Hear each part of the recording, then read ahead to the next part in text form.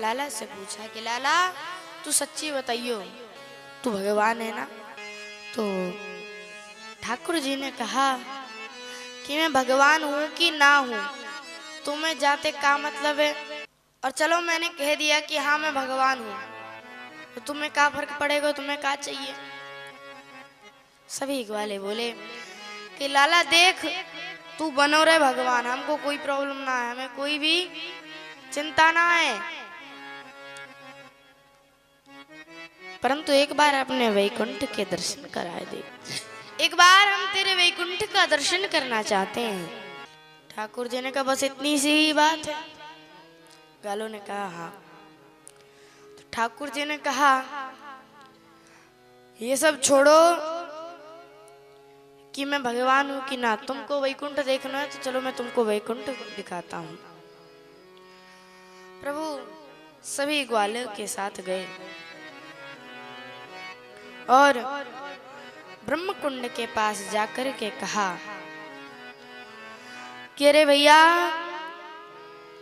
जिस जिसको वैकुंठ का दर्शन करना हो वो सवेरे जा में डुबकी लगाओ।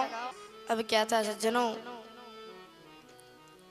जैसे ही सवेरे ब्रजवासियों ने जैसे ही डुबकी लगाई ब्रह्म कुंड में, तो जा कुंड से सीधा वैकुंठ में जो सरोवर था उसमें ही उनका सर निकला। निकल के आए, अंदर गए, कहीं देख रहे हैं किसी के 3 सर हैं, किसी के 4 सर हैं, किसी के 10-10 हाथ हैं, तो किसी के वो 2 ना है।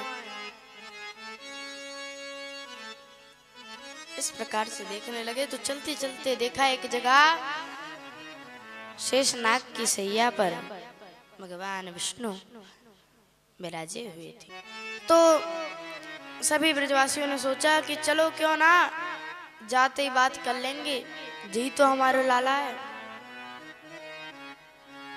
जब जाने लगे सैनिकों ने रोक दिया कि इस सीमा के आगे नहीं जा सकते। ब्रजवासियों ने पूछा क्यों ना जा सकते? सैनिकों ने सीधा जवाब दिया नियम नियम होते, ये नहीं होता कि क्यों नहीं जा सकते, ये सब यहाँ कोई प्रश्न नहीं चलेगा, यहीं से जो पूजा आरती करनी है यहीं से करो।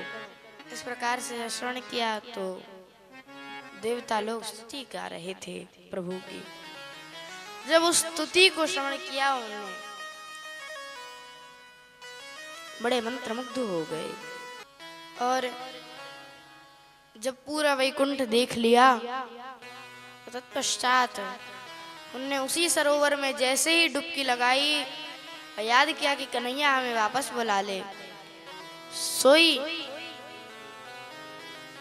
इस बार जब मुंह सरोवर से ब्रह्मकुंड से बाहर निकला है, सीधा वैकुंठ से वृंदावन वापस आ गए हैं। अब क्या था सज्जनों, देखा तो ठाकुर जी वहीं पर बैठे बैठे मंद मंद मुस्कान के साथ अपने अधरों पर पंछी को सजाए हुए खड़े थे। जैसे ही देखा तुरंत आकर के ठाकुर जी को गले से लगा लिया है।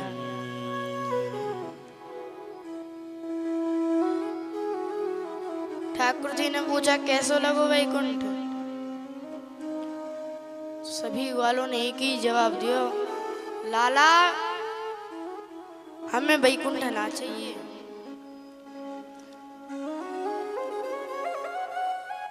लाला हम जहाँ तो तेरे साथ खेलें, तेरे साथ कूदें, तेरे साथ खावें पीवें, गैया चरावें, आनंद रहें, परंतु वहां तो एक सीमा के आगे हम जा ही ना सकते हैं।